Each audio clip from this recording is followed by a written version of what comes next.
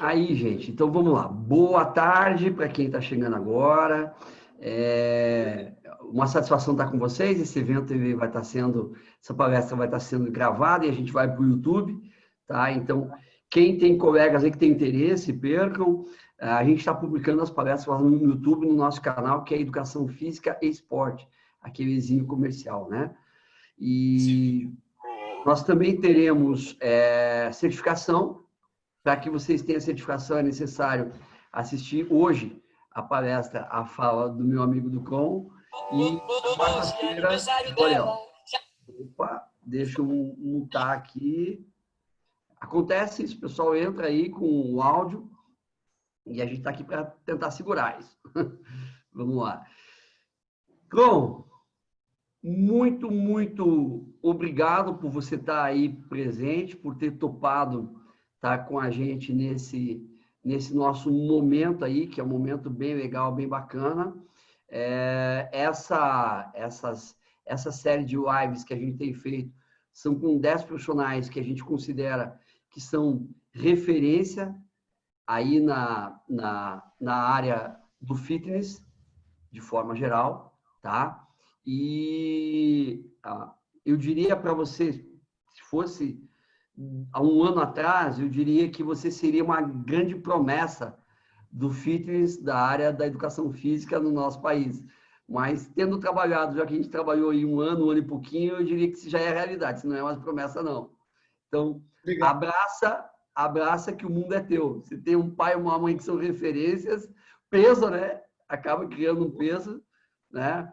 E, curiosamente, embora ele seja da área do bodybuilding, da musculação, você abraçou a área do funcional, que eu acho que é muito bem acertada a tua decisão, eu acho. E você abraçou isso antes da pandemia. Sim. E a nossa ideia aqui é discutir esse nosso horizonte da atividade física de academia pós-pandemia. Que a gente tem uma galera aí que é acadêmico, tem profissional ouvindo. Para onde que a gente vai arrumar? O que está acontecendo? Então, antes de a gente falar disso, obrigado, tá bom? E queria que você se apresentasse. Obrigado, Julimar. Obrigado pelas palavras. É engraçado assim, né? Quando fala de promessa e tal na educação física, porque eu cresci dentro da academia, para falar a verdade, né? E eu sempre falava para o meu pai que eu queria ser professora, desde pequenininho. Eu sempre tive essa vontade. E muito obrigado pelo convite e pelas palavras. E meu nome é Kron, sou formado em Educação Física aqui pela FEFES, Universidade Metropolitana de Santos. Ao longo desse tempo de formado, eu gostava bastante de trabalhar com esporte e fui descobrindo o mundo da saúde e qualidade de vida também.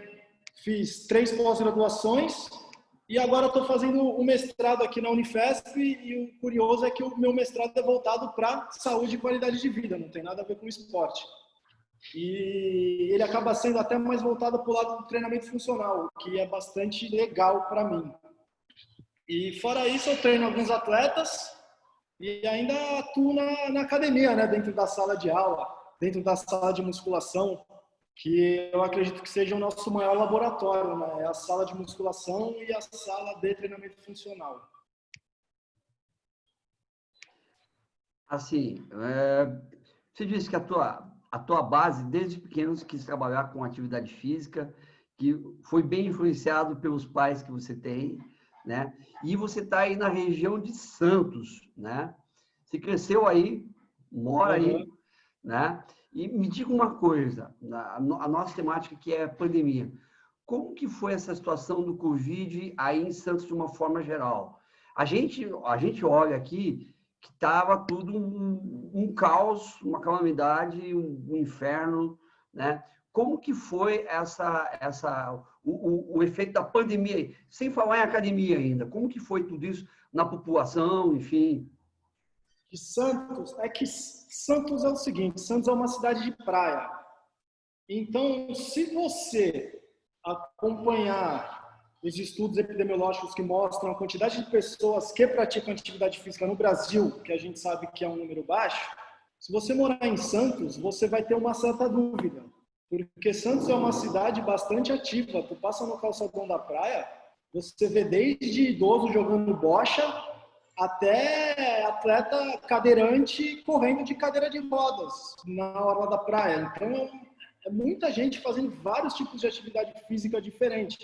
Quando começou a pandemia, que fecharam a praia, cara, foi um caos na cidade. Você via gente correndo no quarteirão, você via gente reclamando na rede social. Eu, particularmente, se eu falar que eu não fui surfar, é mentira, porque eu fui surfar todo dia que deu onda. E você entrava no mar assim, meio clandestinamente, tinha mó galera.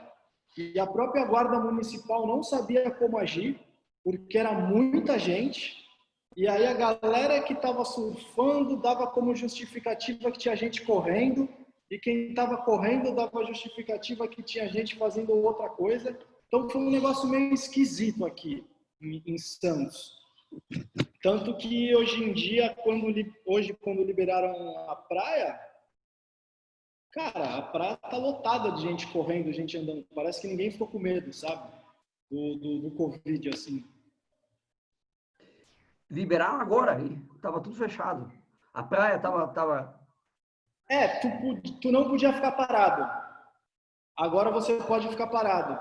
Você pode... Antigamente você podia ir andar e correr, mas não podia ficar parado. Agora estão liberando aos poucos. Obviamente que teve um monte de maluco que foi surfar. Ah, Driblou, deu uma dribladinha na guarda municipal. Se eu falar que eu não fui, eu sou mentiroso. Tá. Mas se correu com a prancha debaixo do braço ou não? Correu, beleza. Então, Aí tá bom. correndo, entra no mar e volta correndo. E Santos, por ter essa característica de ser uma cidade litoral, ser quente, ter um clima favorável, as pessoas fazem. Vocês têm ali muitas áreas na praia com barra fixa, área para alongamento, para flexão de braço. A galera, e por ser praia, a galera gosta de mostrar o corpo, né? Tem uma aderência muito grande ao treinamento funcional aí, a esse trabalho de calistenia. Tem. A galera faz mesmo, vai para a praia e faz. E aí, como que ficou? Parou na pandemia? Porque o cara não podia, enfim, eles bloquearam o calçadão. Bloquearam o calçadão, fecharam todas as estações de barra paralela, fecharam tudo, tudo. Tu não conseguia entrar dentro da praia, porque Santos tem muita câmera nas praias, né? Então, se via alguém, já chegava a guarda municipal. E foi onde começou a história do treinar em casa, né? Galera perguntando sobre calistenia, sobre treinamento funcional, qualquer coisa que você pudesse manter uma rotina de exercício sem precisar de equipamento. Então, pô, meu telefone não parava de tocar, cara. O Cauê, que é daqui de Santos também, ele lançou vários e-books sobre treinar em casa, calistenia, porque foi uma oportunidade, né, para esse lado do treinamento. É aí que eu queria chegar, né? A pandemia, ela foi muito ruim para as academias, né? E eu não sei se vocês têm em São Paulo aquela discussão da taxa do personal. O personal leva aluno para a academia e algumas academias cobram taxas, outras não, algumas não permitem, enfim. Você tem vários quadros aí pelo país inteiro, né? E, obviamente, que esse pessoal que trabalhava muito dentro de academias personais, eles tiveram uma quebradinha aí nesse processo todo, né? Mas teve gente que sentou e está dando risada até agora de todo esse processo, né? Como é que você vê essa situação, tá? Como que o profissional você vê? Você viu pessoas reformulando, mudando a sua maneira de trabalho, de pensar, alguns fortaleceram ainda mais, né? Como é que você vê esse fenômeno aí do Covid nesse momento? Vou ser bem sincero, eu vi de duas maneiras. Eu vi pessoas que se adaptaram à situação e continuaram fazendo um trabalho sério, um trabalho seguro, eficiente, e vi um outro lado indo para umas coisas meio malucas que eu via na internet, com sofá e, sabe, umas coisas meio sem noção, fazendo leg press com sofá, fazendo alguns, sabe, alguns exercícios que eu olhei e eu falei, cara, isso não tá correto. E outra coisa que eu percebi também foi muita gente dando aulas de graça, treinos de graça e pô, eu nunca vi um advogado defender uma causa de graça, assim, do nada no Instagram. Então, eu acho que quem soube se valorizar conseguiu ganhar dinheiro nessa pandemia, fazer um trabalho sério. Agora, eu vi muita coisa meio maluca, assim, meio mal pensada, na minha opinião, lógico. Aquelas coisas que não fazem lógica nenhuma, né? Como se diz, fazer leg press com sofá. Porra, Quer dizer, tá se você louco. pensar em princípio de sobrecarga, vai ter um momento que alguém vai ter que sentar no sofá, isso, Sim. Não, para e aumentar a outra, sobrecarga. imagina se a moda pega. Se a moda pega, ninguém mais vai na academia, o profissional de educação física fica desvalorizado, porque o cara vai pensar, não, é só pegar o botijão e ficar aqui, ó. Sabe? Então, Botijão. eu nunca vi o arquiteto colocar lá no Instagram como montar o seu quarto de graça, sabe? Então, acho que tem que se valorizar, independente do momento. Vamos caracterizar um pouquinho a modalidade e depois a gente discute as adaptações dela. Vamos lá. O que caracteriza o treinamento funcional? Qual que é a lógica que você... Você hoje é uma referência em trabalhado, você tem um livro com o Cauê, talvez o Uhum. Cauê hoje seja um indivíduo que melhor está bem representado na área do funcional. A gente tem o Bossi, que trabalha com funcional também. Tem uma galerinha aí que está trabalhando com treinamento funcional e fazendo a proposição. O que caracteriza o treinamento funcional? O principal ponto do treinamento funcional é que o treinamento funcional é um treinamento integrado. Então, o principal objetivo do treinamento funcional é que você trabalhe as suas capacidades físicas, suas capacidades biomotoras de maneira integrada. Por quê? As nossas atividades no dia a dia e as atividades esportivas, elas dependem, em sua grande maioria, de pelo menos 2, 3 ou até mais capacidades trabalhando ao mesmo tempo. Então, vamos dar um exemplo simples. Quando você está caminhando na rua, você precisa de força, você precisa de coordenação, você precisa de equilíbrio. E dependendo do tempo que você caminha, você também precisa de um bom condicionamento cardiorrespiratório. Quando você pratica um esporte, a mesma coisa. Para você fazer um arremesso no basquete, uma jogada, corta o zagueiro, corta o marcador e faz o arremesso. Você precisa de coordenação, de potência, de velocidade, de equilíbrio, de força ao mesmo tempo. Então, a ideia do treinamento funcional é você, através da sessão de treino ou até mesmo de um exercício, você integrar essas capacidades biomotoras. E o principal ponto é o princípio da especificidade, ou seja, você adaptar suas tarefas da vida diária, usar movimentos que têm alguma semelhança com as atividades da vida diária ou do gesto esportivo específico de determinada modalidade.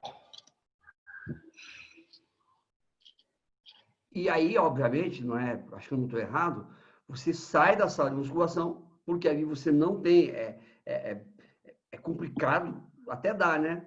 Mas é muito complicado você fazer um trabalho integrado e ela nem é, o objetivo dela nem é esse. Você sai para trabalhar em ambientes que você necessariamente não precisa de carga.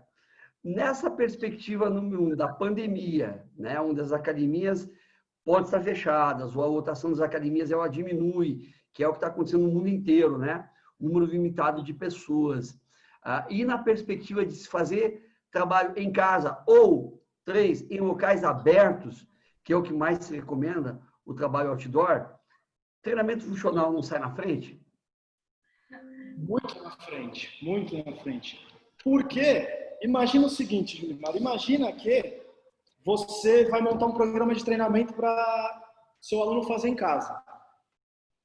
Se você pegar os exercícios básicos da musculação, agachamento, levantamento de terra, desenvolvimento, remada, supino, dá para você fazer?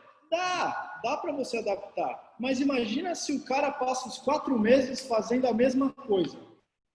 O cara não vai continuar fazendo. Então, com o treinamento funcional, você fica mais livre para adaptar gestos motores semelhantes ao dia a dia. E você consegue fazer uma progressão pedagógica dos exercícios.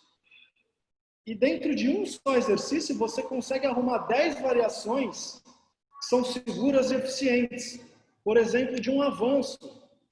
O avanço, você pode fazer o avanço parado, o avanço andando, o avanço com rotação do tronco, o avanço mais do afundo, o avanço lateral. E quando você monta um programa de treinamento, você varia, você motiva o seu aluno. Então, eu acho que isso foi o grande ponto do treinamento funcional sair na frente. A variação dos movimentos. Mas dessa tentativa, não teve muita gente que acabou confundindo a atividade funcional com a musculação? Ou seja, o cara começou a reproduzir em casa o que ele fazia na musculação, e aí eu não acabo caindo num equívoco. Sim. O que eu conversei muito com pessoas que me procuraram nesse momento foi o seguinte. Eu deixei bem claro.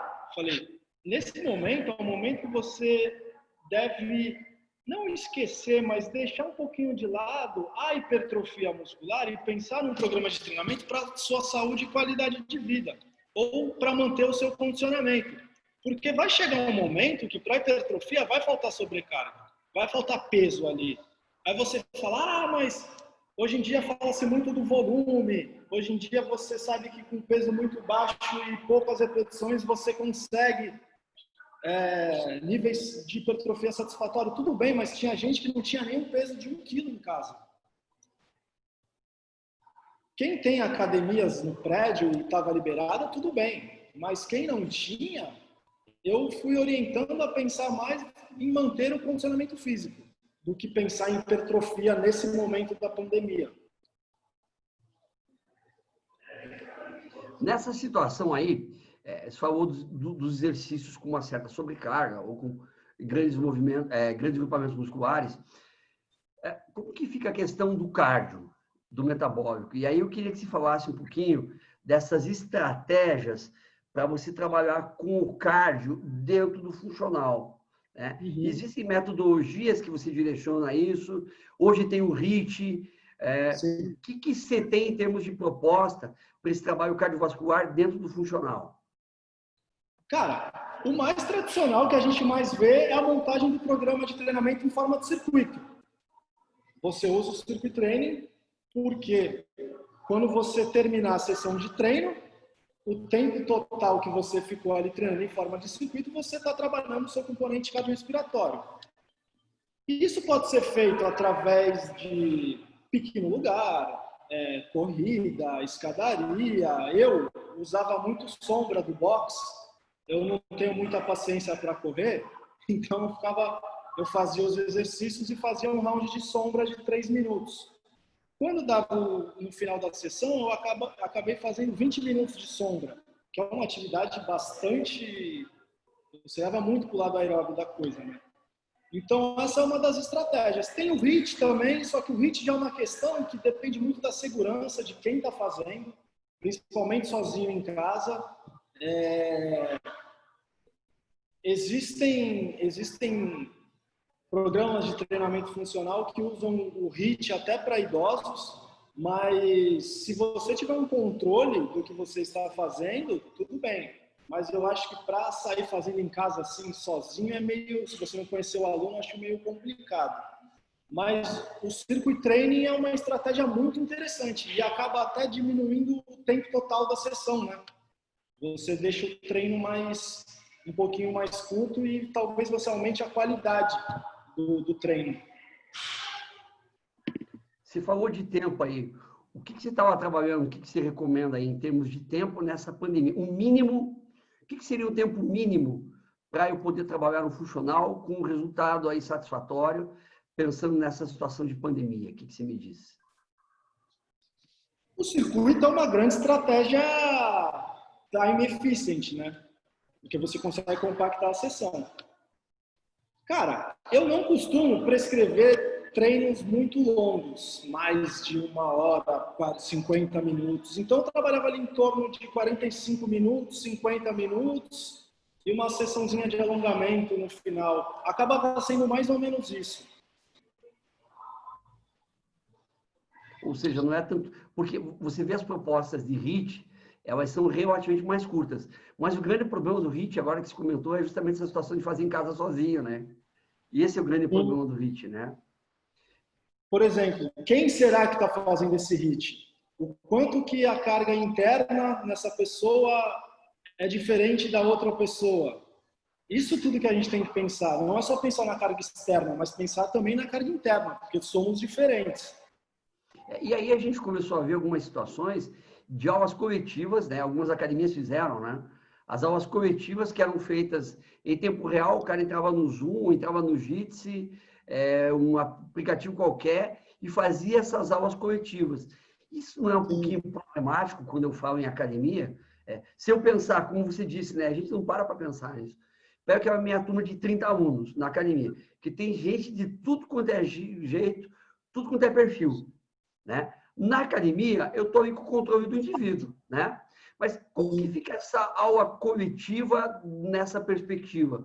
Aí se torna um pouquinho mais complicado e preocupante, né? Sim. Ao vivo, já não é simples. Você controlar a carga de uma sessão de treinamento de uma aula coletiva já não é uma coisa simples. Agora imagina atrás do computador.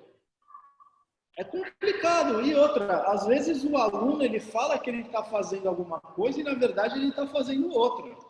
E pelo computador é difícil você ver essas coisas todas.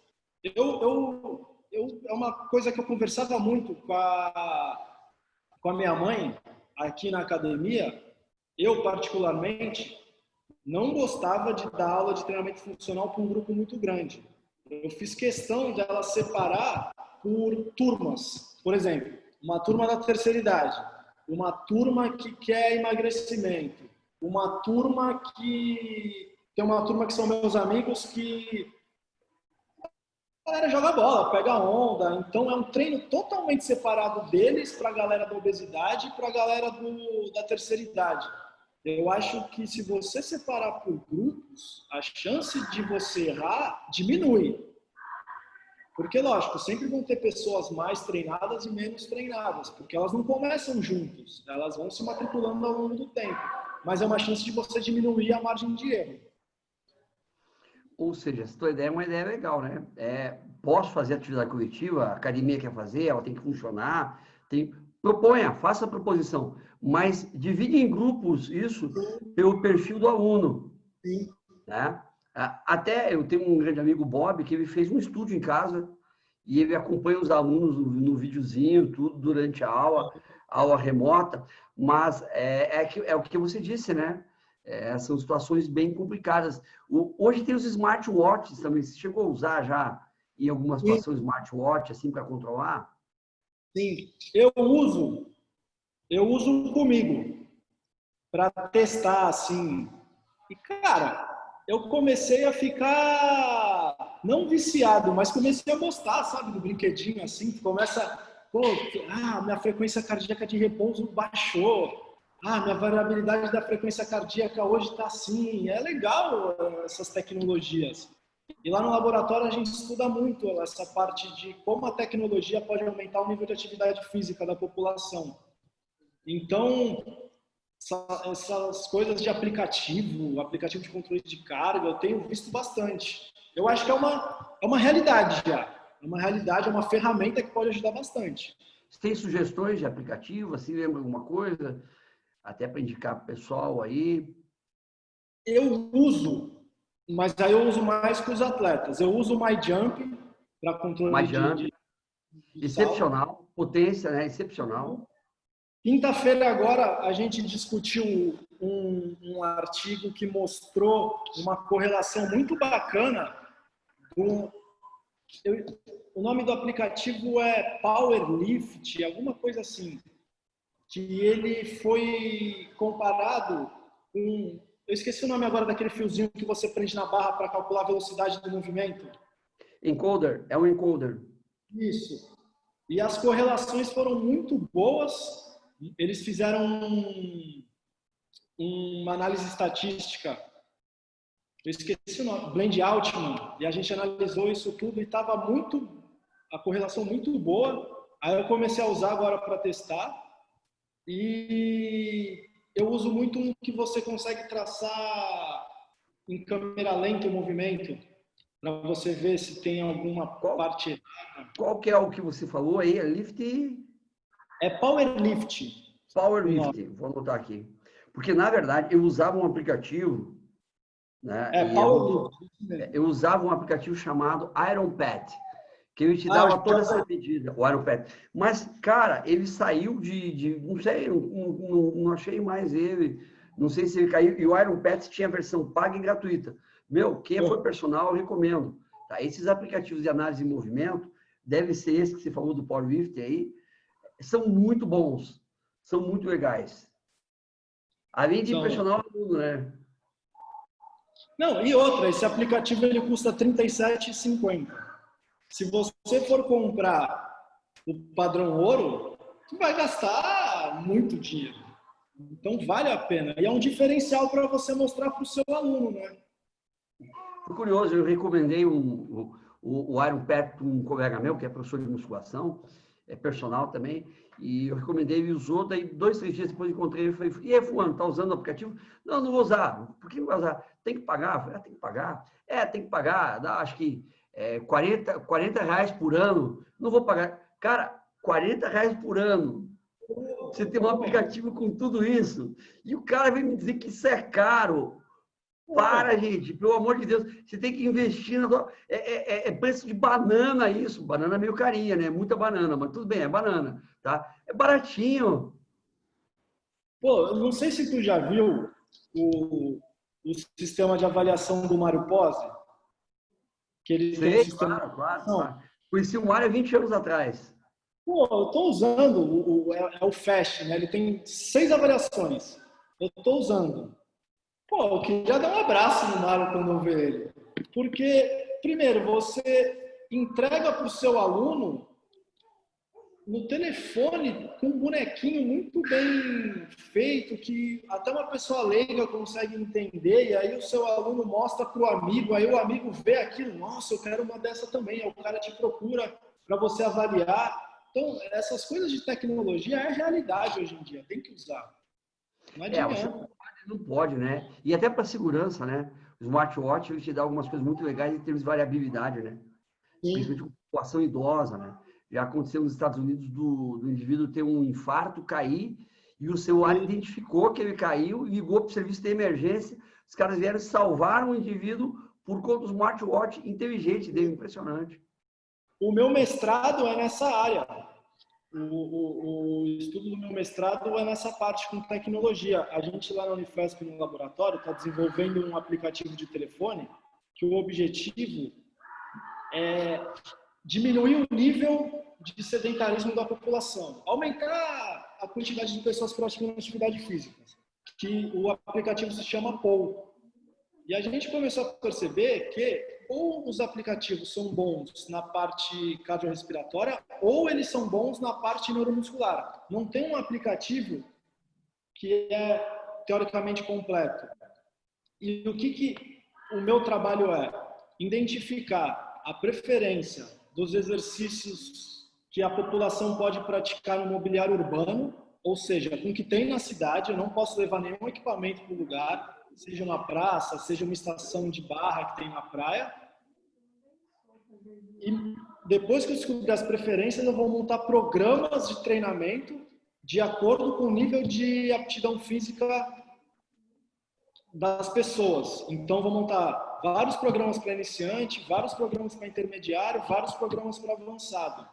Que aí esses programas eles vão estar dentro de um aparelhinho que ficam nas praças, e quando a pessoa passar nesse lugar, vai apitar no celular. Ó, aqui é um local de exercício, você quer fazer?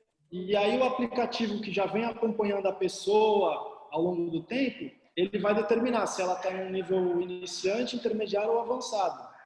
E aí vai liberar o programa daquele nível de aptidão física. Entendi. E você vai gradativamente individualizando, né? Sim, A ideia é que o aplicativo faça individualização. sim, o máximo possível, porque se você pegar os aplicativos de... Não sei se você já viu o Pacer, que é um contador de passos, já o Pacer tem a parte de neuromuscular também. Pô, o primeiro exercício que tem lá no primeiro programa já é um burpee. Tu já começa fazendo burpee, aí tu faz flexão de braço em 4 apoios, tu faz prancha e, cara, tem gente que não consegue.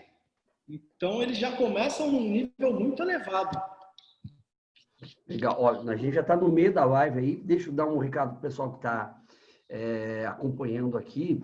Gente, muito importante, no final da live do Cron, a Duda vai colocar ali no chat, tá, um link para um Google Formulários, tá? Vocês devem preencher o Google Forms, tá? É dados básicos, vai pedir teu nome, nome para certificado, CPF e e-mail, basicamente. Celular, você coloca se quiser, tá bom? E aí, quem assistir a próxima live, que é do Ariel na quarta-feira, vai ter a certificação, tá? Então, no final, não deixem, né, antes de ir embora, antes de sair, era assim antigamente, né? Antes de sair embora, não deixe de assinar a lista de presença, viu como as coisas mudam, né? Tá? Beleza? Obviamente, passem para os seus colegas que a live vai estar fixada do Chrome, depois do Ariel também, como está ainda do Everton. Semana passada a gente fez com o Everton Bitar, que é lá da América Top Team dos Estados Unidos, mostrando a realidade deles lá, e teve uma situação atípica do Everton, é muito curiosa, porque além de ele trabalhar com o Thiago Marreta, Amanda Nunes, ele pegou Covid dos atletas, entendeu? Então, lá nos Estados Unidos, sozinho. Então, ele contou como foi essa situação lá direitinho, né? Na quarta, a gente teve o Rafael Bonato falando da adaptação das academias. E aí eu pergunto, os espaços de funcional. Vamos pensar que daqui a alguns meses a gente volte para aquelas academias fechadas, para os estudos de funcional, né? O que vai ter... Veja, vocês têm uma academia de musculação aí, não sei se vocês têm espaço de funcional, né? Como que esses espaços de funcional, ou o próprio profissional que vai trabalhar num local fechado, numa box de CrossFit, né? Como é que esses espaços vão ter que se adaptar para receber as pessoas? Tá? O que vai ter que mudar? Lá, enfim, num novo momento, né? Que vai demorar um pouquinho, né? Ó, eu mudei tudo aqui. Eu não te falei? Na academia? Não. Foi um chororô. Eu Mas chororô de quem? Do pai, da mãe ou dos alunos? Quando eu vendi o aparelho de flexão do cotovelo, eu achei que meu pai ia chorar. Porque o que eu fiz? Aqui era o espaço, é um espaço grande para se fazer um estúdio e já começou a ficar pequeno para ser uma academia, quando lançaram essas smarts, etc. Então não dava para competir com eles. O que a gente fez? A gente fez um centro de treinamento.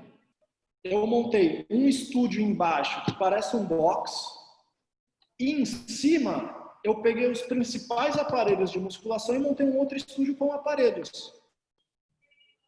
Então é como se eu tivesse 2 estúdios no lugar. Aí montei uma sala de avaliação, que é onde eu estou aqui agora, e a gente está trabalhando com um treinamento personalizado para pequenos grupos. O que eu notei agora que reabriu é o seguinte: a galera está com medo, a galera tem um receio de vir. Quem está vindo é quem realmente gosta muito. Estava tendo uma aula de treinamento funcional ali embaixo agora, que normalmente ela tem umas 12 pessoas. Ela está funcionando com 5, 6, até por conta dos espaçamentos.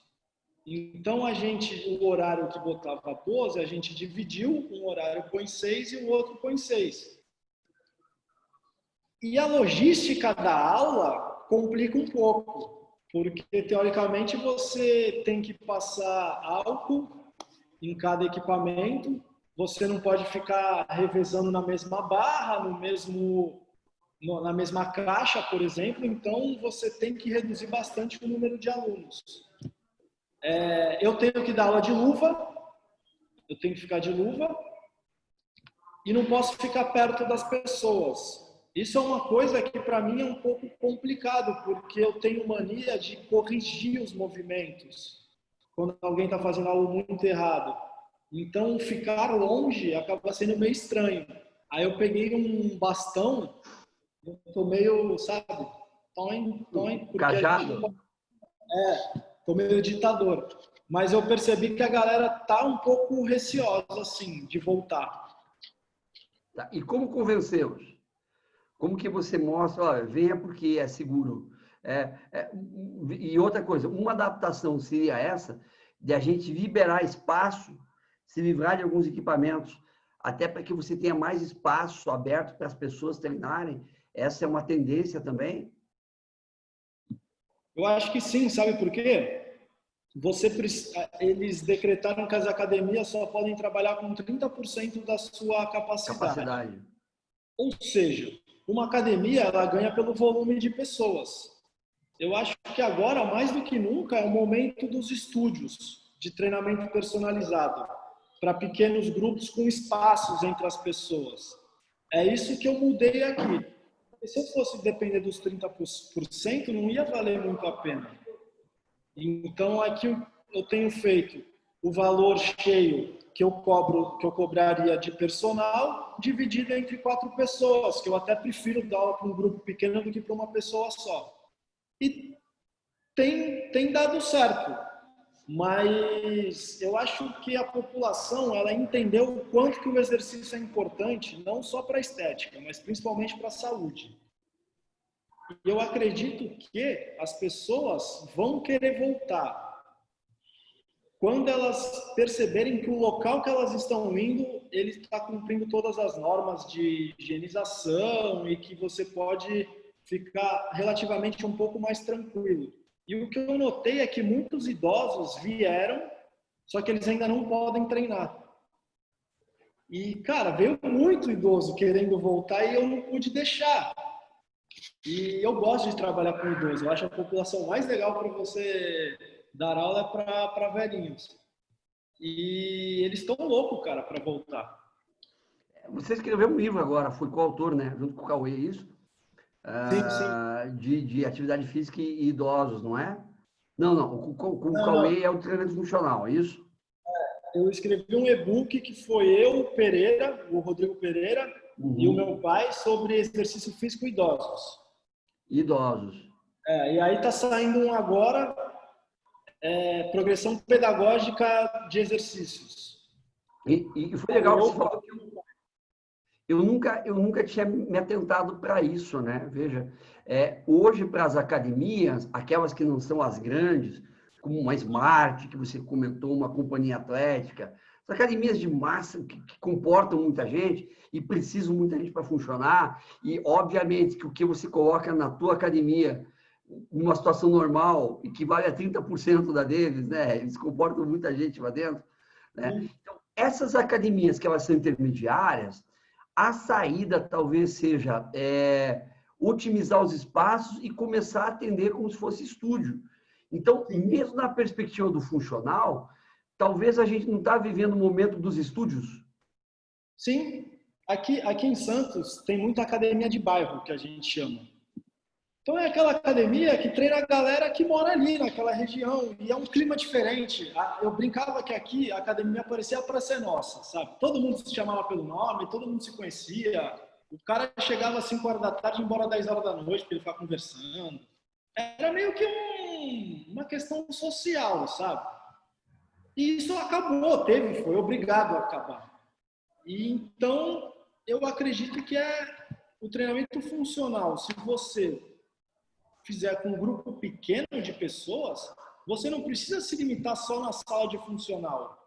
Você pode sair até para a sala de musculação, você pode usar várias estratégias. Outro dia eu chamei a minha mãe, porque eu queria fazer um trabalho de core com um grupo de idosos, e minha mãe estava ali na secretaria, eu falei, pô, Ana, vem aqui, dá uma aula de pilates para eles. E eu usei o pilates como estratégia da parte da aula de treinamento funcional. Então, o que a gente faz muito aqui é assim, qual é o seu objetivo? Eu quero emagrecer. Então, você não vai escolher uma modalidade, você vai escolher o objetivo. Eu vou usar o espaço inteiro para te ajudar no emagrecimento. Não necessariamente a sala de funcional ou a sala de musculação. Depende do momento do planejamento. Entendi. E, obviamente, que aí você tem um trabalho um pouquinho mais personalizado, próximo do personal, e você acaba compensando a questão do valor, né? Seria uma saída, inclusive, financeira para isso, correto? Correto, porque aí E me eu diga ofereço... como é que você vai receber os idosos? Talvez fazendo turmas específicas, desculpa, né? Temáticas, voltadas para o grupo especial idoso. Talvez não seria uma forma mais segura até de recebê-los? Sim, eu acredito que se os idosos estiverem com outra população, no início eles vão se sentir meio um pouco de medo. Então eu vou montar horários para idosos. Vão se sentir mais meio que ameaçados, isso? Cara, mas vou te falar outra coisa, ô Junimar. Desde o começo da pandemia, cara, tu saía na rua, tu ia na feira, só tinha idoso na feira. Aqui em Santos, na praia, tem umas mesas de dama. A mesa de dama bombava. No meio da pandemia, só tinha velhinho jogando dama, carteado. Eles não ficaram muito em casa, não, pelo menos aqui em Santos. Ah, mas é no Brasil inteiro. No Brasil inteiro você vê essa situação curiosa. E aí vem a situação do controle das academias, né? Porque você tem decretos que impedem, diz, não pode. Mas o idoso quer, ele precisa. Na verdade, eu acho que quem mais está pirando agora é ele, porque a atividade física e a saída de casa fazia parte de uma rotina que, teoricamente, é menos diversificada do que a nossa, teoricamente. Quando você tira essas opções de se vai ficar dentro de casa ou vai ficar próximo da tua casa, a ansiedade, tudo que você... E outra, né? A saúde, ela degenera muito mais rápido, né? No idoso que não faz atividade física, né? Enfim, temos que mudar isso de alguma maneira, não é? Imagina um idoso que está 4 meses em casa sem praticar atividade física. Um idoso que praticava antes da pandemia atividade física de maneira regular e ele era independente para fazer praticamente tudo. Imagina após 4 meses sem ir ali na academia, sem socializar, sem treinar, o quanto que essa capacidade funcional dele não diminuiu. Quando essa capacidade funcional diminui, a vontade de viver acaba diminuindo também, porque o cara vai precisar subir a escada do prédio, ele precisa de ajuda. O cara vai brincar com o neto, ele não consegue mais brincar igual ele brincava. Isso para o idoso são coisas importantes. Então, eu acho que essa população, não só o idoso, mas o cardiopata, o hipertenso, o diabético, que também estão proibidos, eu acho que essa é a população que mais precisa. E aí a gente vai precisar se adequar. O Everton VV, semana passada, comentou que, para surpresa dele, as academias na Flórida, Miami e Orlando, elas estão bombando. Tem muito mais gente indo para a academia do que tinha. E o teu aluno, por exemplo, que tinha dificuldade de fazer personal, porque o cara é empresário e tem muitas atividades, ele está se adaptando através do trabalho remoto. Então, ele disse que o mercado ele está absurdamente em expansão, até as academias tradicionais, né, estão expandindo. Né? Você acha que isso vai acontecer aqui também? Hoje, por exemplo, você reformou aí a tua academia hoje é um estúdio, super estúdio, um centro de condicionamento. Quando que você acha que você vai começar a ter um retorno financeiro mais legal? Vocês têm uma perspectiva disso? Você já parou para pensar nisso? Eu acredito que é difícil falar, mas a gente sabe que a mídia, e principalmente a Rede Globo, influencia muitas pessoas ainda no Brasil. Então, eu acredito que quando sai num órgão grande desse de comunicação, alguém falando que é seguro ou dando algum ponto positivo, eu acredito que vai começar a voltar tudo ao normal mesmo. Eu acho que daqui a alguns meses ainda. Quando eu abri esse mês, eu até pensei em nem abrir. Mas Tem um movimento, ainda não igual era antes, mas tem um movimento. Eu acho que ainda vai demorar mais alguns meses. Mas eu acho que esse momento, se não é financeiramente interessante, ele é do ponto de vista da logística, entendeu? Para a gente começar a exercitar algumas coisas, algumas estratégias para tentar sobreviver nessa pandemia. Isso é uma coisa importante nesse momento, sabe? Que, nesse caso, até recomendaria para você. Deixa eu fazer uma perguntinha. Existe uma discussão muito grande, tá? Que eu tenho uma posição muito clara para mim, que o profissional de educação física é um profissional da saúde, que promove saúde. E a gente tem esse discurso realmente. Mas, e eu vou falar com um cara aí, que você tem 2 bodybuilders em casa. Ou ex-bodybuilders, mas foram de referência. Né? Que trabalharam muito com estética. Seu pai e sua mãe valorizaram sempre a estética, em função da característica. Né?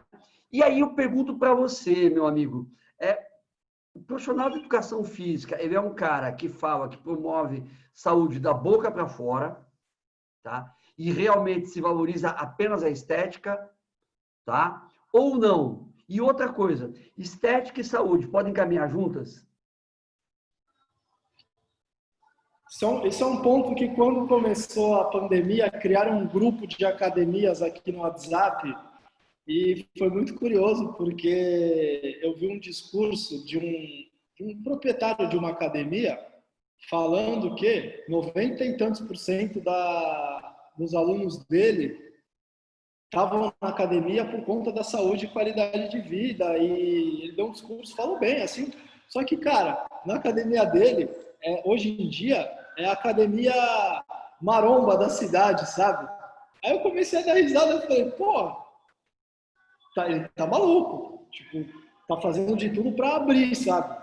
Eu acho que a maioria acaba falando até da boca para fora.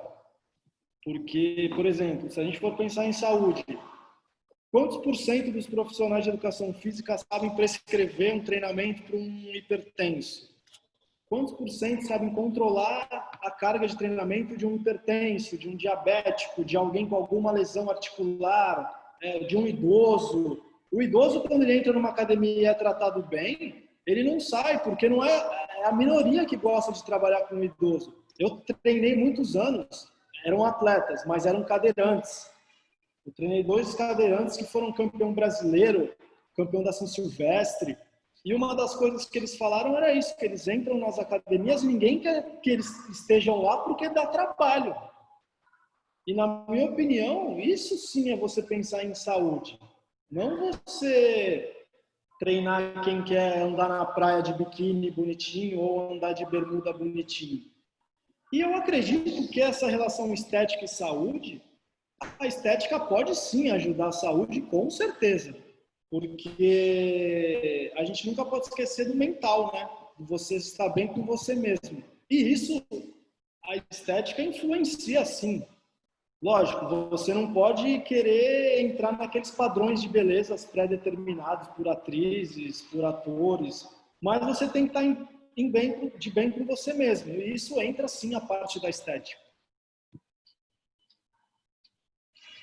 Ou seja, dá para caminhar junto, né? E agora ficou bem evidente o quanto nós somos importantes para promover saúde, né? A atividade física, mais do que nunca, ela está sendo importante. E tem um outro detalhe aí também. Nós temos uma função social tremenda. As pessoas estão aprendendo a se cuidar, inclusive indo para a academia. Elas estão valorizando hábitos, hábitos consigo e com a pessoa que está próximo de você, de respeito. E isso está vindo justamente da prática. Sabe o que parece, para quem estudou, aqueles conceitos da educação física higienista que tinha lá do comecinho do século passado, de 70, 80 anos atrás. A impressão que se vê é isso. É o aspecto da saúde, é o aspecto da aptidão física e é o aspecto higienista, né? E, obviamente que aí nós, profissionais, assumimos um papel fundamental como o agente que vai liderar, que vai direcionar esse processo.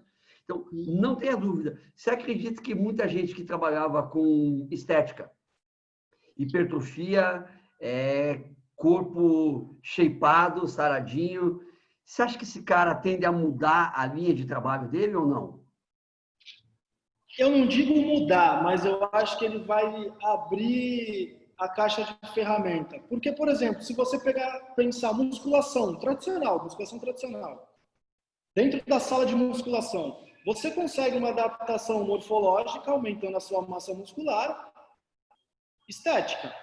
Mas você também consegue uma adaptação funcional, aumentando a força muscular, promovendo saúde e qualidade de vida e melhorando a performance, seja no seu dia a dia ou seja até, sei lá, esportiva. Então, o cara que trabalha para estética, se ele mudar um pouquinho a chavinha na maneira de prescrever, ele trabalha por uma adaptação funcional para as pessoas, levando para o lado da saúde.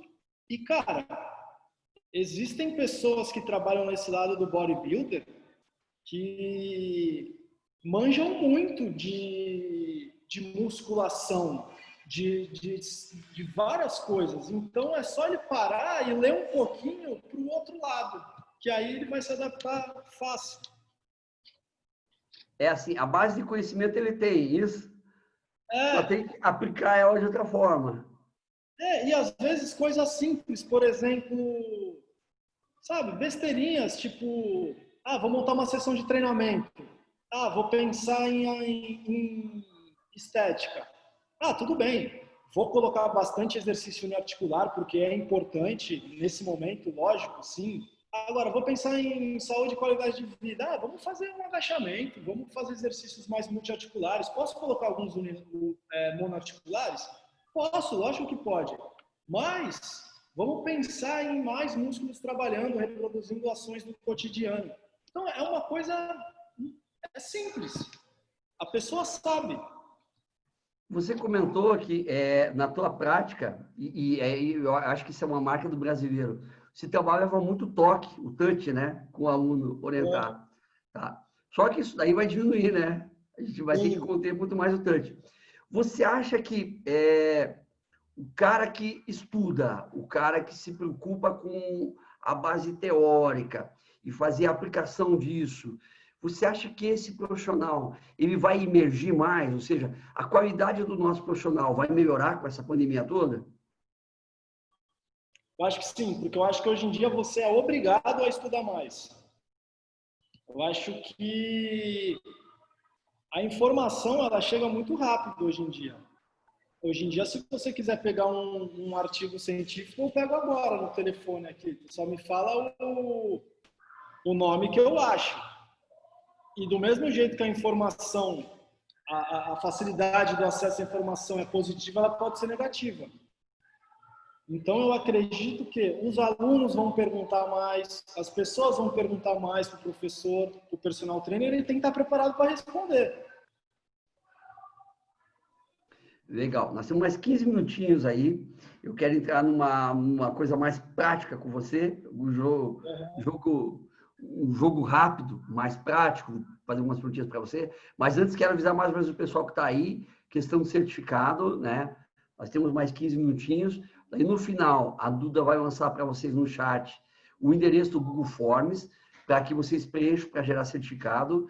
E não esqueçam que vocês têm que assistir também a palestra de quarta-feira com o Ariel Kuwaitz, que é gerente da AMCA da Nova Zelândia, que é uma coisa que não tem mais no Brasil, né? Acho que nem ouvi falar disso, seu pai ouviu, das AMCAs, as ACMs, né? Que tinha muito da atividade coletiva, as aulas de funcional, que eram calistenia, elas foram desenvolvidas dentro das AMCAs, norte-americanas, europeias, chegaram pela América todinha e ele vai discutir isso na próxima quarta-feira com a gente, o que é ainda trabalhar dentro de uma AMCA, tá? Então, e obviamente peço que vocês divulguem para os seus colegas, tá aí, a gente está terminando com o Cron e agora vamos para umas questões bem práticas. Cron, me diga uma coisa, tá? Pensando em populações, o que eu tenho que pensar em colocar, tá?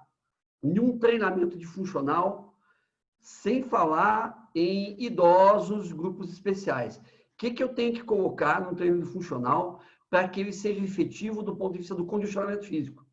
A gente não combinou nada aqui, né? De pergunta, eu estou largando as bordoadas mesmo.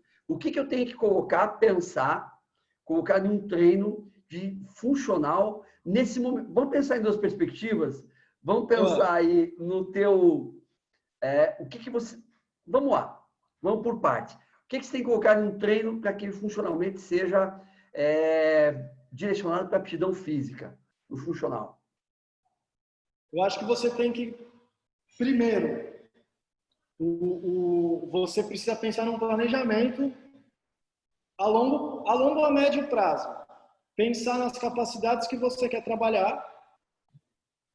A partir do momento que você sabe qual capacidade você quer trabalhar em determinado dia, você busca exercícios que vão, de alguma maneira, que são nossas ferramentas, que vão se reproduzir aquela capacidade e, de preferência, reproduzindo gestos semelhantes ao cotidiano. Por exemplo, a maioria dos nossos movimentos do dia a dia, eles são multiplanares e multissegmentares. Então, você realiza, sei lá, você vai pegar um objeto do chão e colocar na prateleira. Se você fizer correto, você vai realizar um levantamento terra e um desenvolvimento. Então, é um movimento, não estou nem falando de exercício, estou falando um movimento que se assemelha às tarefas do dia a dia. Por exemplo, você pega uma caixa, gira o tronco e coloca do lado. Esses são movimentos que se assemelham ao dia a dia. Porém, para você chegar nessa complexidade de movimento, você tem que ter passado por uma base muito boa dos exercícios tradicionais de força. E aí eu digo os exercícios básicos da musculação: agachamento, desenvolvimento, remada, supino, levantamento terra. Então, eu sempre começo por essa base dos exercícios tradicionais, feito com barra livre, com peso, não no aparelho. Eu uso mais o peso livre para essa pessoa trabalhar também a musculatura acessória e se estabilizar durante o movimento. E aí eu vou progredindo nessa complexidade. Beleza. E me diga uma coisa, pensando sempre na atividade orientada. A gente não está falando aqui para o cara que está em casa e não tem conhecimento, não fala do profissional. Uhum. O que você recomenda que eu posso fazer na academia, no estúdio, ao vivo, ali, como a gente diz, no real time, né, no olho, e não se deve fazer em casa? Tem alguma coisa que a gente deva evitar para esse trabalho? Eu estou falando do profissional que está orientando de forma remota, né? Uhum. Existe alguma coisa que a gente tem que evitar? O que você acha? O último slide da minha aula de treinamento funcional, não sei se você lembra, é um slide que ele fala mais ou menos assim: saltos, tiros de velocidade e LPO, eles te oferecem muito, mas o risco é alto. Então, quando a gente pensa num salto, você vai fazer o salto em uma caixa. Primeiro, 90% das pessoas não amortecem o salto. Cai com as perninhas duras, assim, ó, não flexiona nem o joelho. Aí faz aquele barulho, na caixa. Imagina isso repetidas vezes durante a semana, o impacto que aquela articulação vai precisar suportar. Ao longo do tempo, você pode desenvolver uma lesão na sua articulação. Outra coisa, pesos muito excessivos em cima da cabeça. É uma coisa que eu também não colocaria para você fazer em casa, principalmente se você não tem um espaço para soltar, se precisar. Se o peso desequilibra para trás, você faz uma rotação externa e acabou. Vai ter uma lesão feia no ombro. Então, eu sou meio assim com saltos. E até o HIIT, se você não souber quem é seu aluno, eu também não prescreveria. Eu admiro o Martin Gibala. O Gibala, ele tem uns trabalhos lá no Canadá, né? Com hipertensos, cardiopatas, no HIIT. Cara, só que tem um detalhe, eu sempre digo para as pessoas, isso é muito importante, gente, tá? Você vai para o teu funcional e vai querer tacar pausa, no termo correto, né? Jogar a intensidade lá em cima, porque você viu um paper que os caras fazem isso. Só que tem um detalhe, o Gibala, que faz isso lá no Canadá, tá? Muito importante. Ele tem uma UTI do lado dele. Sim. Ele faz um ambiente hospitalar que dá toda a segurança, Não sei se já teve algum infarto, alguma coisa assim, durante as atividades deles. Mas se tem os caras do lado para dar esse apoio. Até porque a concepção de atuação profissional lá é bem diferente daqui. Lá não precisa ter formação como nós temos que ter, não tem conselho regional como nós temos aqui, né? Uhum. Obviamente que eles não banalizam, embora eles não tenham um nível tão alto como o nosso, eles não banalizam também, né? Polêmica do fim de semana. Você não vai ver a atriz famosa prescrevendo exercício facinho para todo mundo. Lá você não vê isso, entendeu? Exatamente. E detalhe, lá a atriz famosa pode fazer isso, aqui não. Mas embora ela possa, ela não faz lá. Né? Então, essa situação da responsabilidade, ela é muito importante. E as pessoas colocam que o funcional é muito fácil. E não é. Então, meus amigos, é muito importante o que o está falando. Veja, ele trabalha com idosos, ele está estudando isso, tá? Ele tem livro nessa área, mas não é porque é o idoso que o idoso é super-homem. Tem idoso bem condicionado. Mas não compre tudo que te vende, porque a ciência é uma coisa, a aplicação dela, muitas vezes, é muito, muito diferente.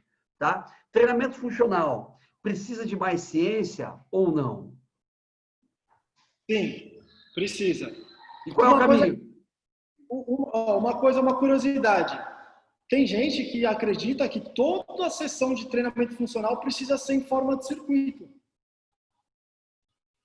Aí você quer desenvolver a potência muscular, você vai trabalhar na TPCP, precisa de 3 a 5 minutos para recuperar o sistema que você está utilizando, que te fornece 9 a 10, 8 segundos. Você precisa dar uma pausa de 3 minutos. Então, não necessariamente precisa ser em forma de circuito. Então, essas coisas precisam ser discutidas. E quem faz bastante coisa nessa área acaba sendo o Cauê e o Alexandre Evangelista, que eles têm bastante trabalhos de conceitualização, que existem várias maneiras de você trabalhar dentro do treinamento funcional. Outra coisa que acontece, essa parte de salto, ficar saltando, saltando. Imagina uma pessoa obesa que está lá para emagrecer. Tudo bem, você aumentou o gasto energético, ficou legal o treino, só que aí de presente você deu para ela uma lesão articular no joelho, cronicamente, por causa de um monte de fatores. Então, acho que precisa ser mais estudado essa parte.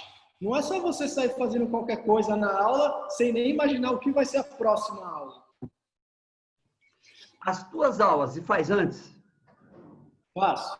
Você testa as tuas aulas? Hã? Você testa as tuas aulas? Eu testo laboratório? Eu tenho um grupo de amigos que eles vêm treinar quando a academia está fechada.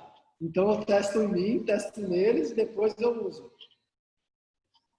Essa é uma, né? Chamar os amigos para treinar, para testar. Os caras sabem disso ou não?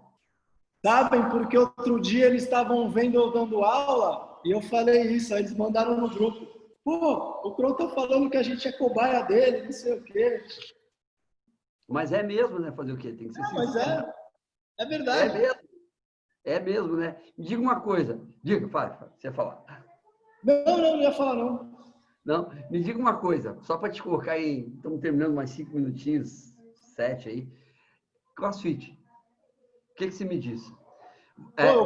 A tua visão de CrossFit, primeiro a tua visão, né? E como que vai ficar nessa pandemia toda, além da outra polêmica que deu racial nos Estados Unidos também, né? Do Greg Glassman lá, enfim. E aí, o CrossFit, qual que é o futuro? Eu fiz um vídeo agora, esses dias, coloquei no Instagram. Nossa, uma galera me mandando mensagem que eu falei de CrossFit. Cara, eu acho o seguinte.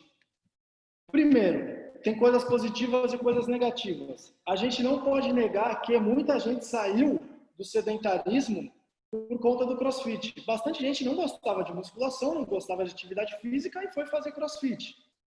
Legal. Outro ponto. O CrossFit resgatou bastante coisa que já não se era mais usada. Por exemplo, não se falava de levantamento olímpico igual se fala hoje em dia há 15 anos atrás.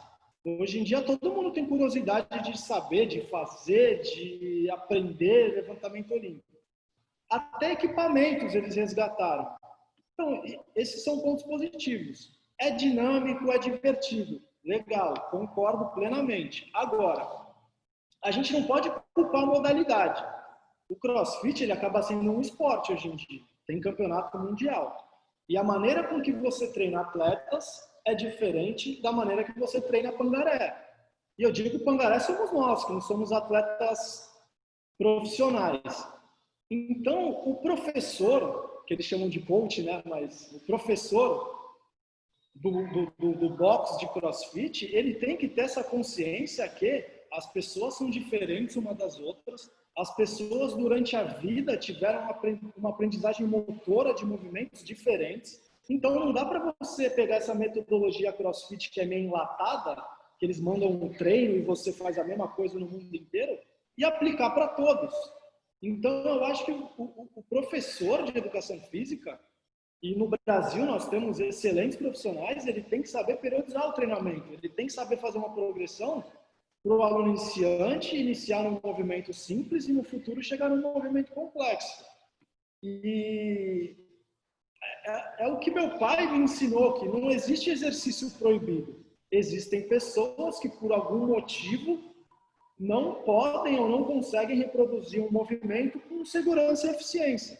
Então, eu acredito muito nisso, que depende do professor que está lá e depende do aluno também. Entender que ele não é o super-homem e ele não é o competidor de CrossFit. Ele está ali para fazer um birubiru, né? Melhorar a saúde e qualidade de vida. Eu acho que um dos pontos fortes do CrossFit é que ele faz acreditar que você pode ser super-homem, né? Ou tenta passar isso. E o pior é que tem gente que acredita que pode ser, né? Isso que é o pior. O pior é acreditar realmente, né? Você já viu aquela camisa deles? Volume alto, intensidade alta, não sei o que lá, alto sempre. Tem embaixo grandão, assim, sempre. Só que aí o cara se machuca e fica uma semana, 2, 3 sem ir. Aí o volume já não é tão alto, sem ele mesmo saber. Ó, tem uma pergunta aqui do Rodrigo para você. Ô, Rodrigo, obrigado, tá? Pensando em um idoso saudável que deseja apenas se manter ativo fisicamente durante a pandemia, isso é importante. Que tipo de exercício você recomendaria para ele fazer em casa? Coitado, não pode sair de casa, está enclausurado, literalmente. O que ele pode fazer em casa? Eu pensaria no início em você reproduzir as atividades da vida diária, as AVDs, e reproduzir elas através de exercícios que têm alguma semelhança com o que o idoso faz em casa. Ou seja, subir escada, levantar e sentar. Uma adaptação que eu costumo fazer bastante, eu falo brincando, é a flexão de pia. Eu ponho o idoso numa altura um pouco maior para diminuir o efeito da gravidade e faço ele fazer uma flexãozinha de braço, porque é mais fácil para ele. E reproduz, por exemplo, o movimento de empurrar alguma coisa. E aí, com o tempo, começar a sair do movimento cíclico, começar a tornar ele um pouco mais acíclico. Por exemplo, você levanta e não necessariamente você faz uma série de agachamentos. Você levanta, dá um passo, muda de direção e faz um desenvolvimento. Pensar coisas que se assemelham no que ele vai fazer em casa. Essa é uma opção, pensando que ele também não vai ter material, né, dentro da casa dele. Então, reproduzir gestos motores que ele vai usar no dia a dia e depois começar a imaginar situações. Eu estou ouvindo se falar e tal, por uma coisa que eu lembrei aqui, é que foi a questão da mídia, né? A mídia, domingo retrasado, o programa lá da Rede Globo falou que as academias eram um local de risco para a prática de atividades físicas, né? E, na verdade, eu estou tentando achar aqui, não estou achando, o documento original que levou eles a falarem isso, que foi o documento do Texas, né?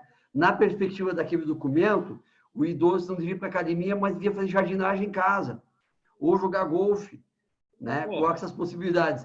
Quer dizer, é o que você falou, a questão da mídia. É uma mídia que distorce totalmente tudo. Né? A mídia não fala o quanto é importante o idoso se manter ativo em casa, ou não em casa, mas próximo dela. A gente tem que começar a sair de casa, a gente tem que começar a viver. Até as atividades de academia é uma maneira de você educar as pessoas para essa vida em uma nova sociedade, né?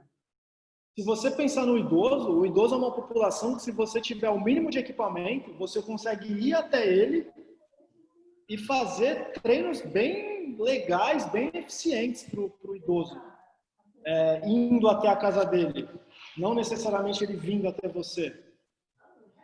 Não é uma coisa complexa, você não precisa de muita tecnologia com o idoso, inclusive, né? Tem uma coisa, a gente tem um e-book, um outro que já saiu de treinamento funcional, eu e o Cauê, que são tópicos, tópicos em treinamento funcional. E um dos tópicos é bem legal, é assim, na maioria das vezes o simples é mais eficiente. E é verdade, um idoso, você monta um programa de treinamento simples, seguro, cara, na maioria das vezes ele vai ser muito eficiente. Fazer uma pergunta, estamos finalizando já. Você falou do salto que não é muito afoito ao salto, né?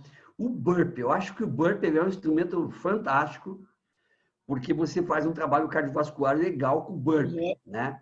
Mas, obviamente, que não é o burpee tradicional, não é para todo mundo, né? E ele é um trabalho cardiovascular. Como trabalhar o cardiovascular no funcional sem utilizar necessariamente o burpee? Quais são as possibilidades que eu tenho? Ou, tirando o salto. Dá para você utilizar pausa ativa. Eu utilizo muito pausas ativas. Eu coloco no final da passagem, eu coloco alguma atividade cíclica no final, que não necessariamente precisa ser correr, pedalar. Às vezes eu aprendi uma atividade no box que é bem legal. Você tenta encostar no ombro da pessoa e a outra pessoa não pode deixar. Isso faz com que você acabe girando em diferentes direções e gera tão um pouquinho de competição. Faço isso com meus amigos. É bem legal você colocar numa bicicleta, numa esteira, fazendo movimentos de pique no lugar. Dá para você pensar em outras alternativas. E se você, por exemplo, pegar um agachamento com desenvolvimento, combinar um agachamento com desenvolvimento, um levantamento terra e puxa uma remada alta. Se for pessoas mais avançadas, você fazer aqueles educativos de levantamento olímpico, não o levantamento, mas os educativos, você trabalha bastante essa parte cardiorrespiratória sem necessariamente ter um impacto da flexão com salto e do salto do burpee, né? Mas eu uso bastante o burpee também, depois desses caras passarem por uma progressão. E o legal do burpee é que tem possibilidades de burpee, né? Tem variações, adaptações dele, né? Não precisa necessariamente para alto, dá para fazer com idoso, né? Inclusive. Dá para você adaptar o burpee também. E isso é uma coisa bacana, né? Você não se prender naquele exercício ainda. Para finalizar, as barras tradicionais das academias, tá? Ferro, metal, vão ser substituídas pelos bastões do funcional? Acho que não. Não, né? Ou seja, a musculação vai continuar sendo a musculação, o funcional vai continuar sendo funcional, né? Inclusive, você falou, eu queria dizer uma visão minha. Eu acho que o funcional, vendo o treinamento de academia nos últimos 10 anos, eu acho que o funcional, ele deve um pouquinho ao CrossFit. Sim. Eu acho que o CrossFit, ele foi um fenômeno mundial que meio que bateu com o momento do funcional, resgatou aquela preparação física, o condicionamento físico do tempo que seus pais eram meninos, que eu era menino, que a gente tinha aula de condicionamento físico. E eu acho que o CrossFit, eu acho que esse é o grande legado do CrossFit, entendeu? Mostrar que você pode fazer muito, e o muito é muito relativo, com pouco. Sim. Simples é bom, né? Eu acho que esse foi o grande valor do CrossFit para nós, para o funcional. E outra, se você perguntar para mim, que gosto, que trabalho, que estudo sobre treinamento funcional, se você chegar para mim e falar, Cron, eu quero hipertrofia, eu vou falar, vai para a sala de musculação, é o melhor lugar do mundo para você. Então, eu acho que um complementa o outro, um pode estar junto com o outro, na verdade. Não são coisas assim, sabe? O que é melhor. É em que momento eu vou usar qual coisa para qual objetivo. Para quem pretende trabalhar com funcional, né? O que se recomenda? Buscar que base de conteúdo para a gente finalizar? Eu recomendo, primeiro, pesquisar os autores brasileiros, que tem muita gente boa aqui sobre treinamento. São os melhores, eu acho, na área do funcional, você não acha? Eu acho. Eu acho os brasileiros juntos com o Michael Boyle, que eu gosto bastante também.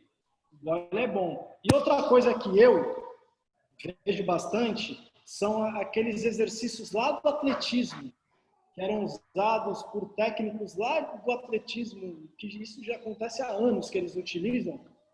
É muito interessante quando a gente pensa em coordenação para progredir nesses exercícios mais complexos. Mas, se você quiser ler em português, tem muita coisa boa aqui para você ver. Beleza. Gente, vocês que estão aí, a gente vai estar finalizando aqui, já vamos despedir do Cron. A Duda está aí na sala, vou pedir para ela colocar o nosso linkzinho para o Google Forms, para o pessoal estar preenchendo. Não esqueçam de preencher, colocar os dados certinho. Na próxima quarta a gente tem a live do Ariel. Semana que vem, já vou antecipar, o pessoal não sabe, nós temos um cara que foi nosso mestre, né? Que influenciou muita gente, que é o André Fernandes. O André Fernandes vai estar aqui. E, cara, eu sempre fui fã do André. Né? O André engraçado. É fantástico, né? E hoje a gente trabalha com ele, pô, é muito legal isso. Eu fico assim, lisonjeado, imagino você, né? né? Com o André, agora, nesse momento. Então, gente, o André Fernandes está semana que vem aqui, quarta, o Ariel.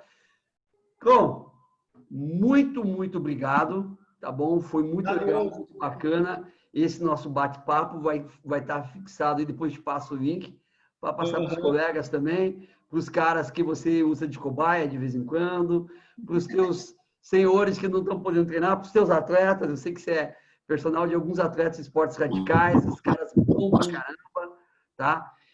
Muito, muito obrigado. Um abraço para o pai, um abraço para a mãe. Diz que eu vou ligar para o pai, tá? Tá bom. Fala com ele, pô. Aí eu fico lá trabalhando e ele vem para cá. Isso, beleza. Tá bom? Cron, muito obrigado, tá? Você é show de bola, você é a realidade, já falei. Temos muita coisa para fazer ainda junto, tá? E isso vai ser muito importante para nossa área ainda, tá bom? Valeu, obrigado, Julimar. Obrigado pela oportunidade. Valeu. Pessoal que está aí, obrigado. Boa noite para vocês. Fiquem aí com os formulários, tá? E até quarta-feira. Valeu, Cron. Um abraço. Valeu, gente. Obrigado. Valeu, galera. Até mais.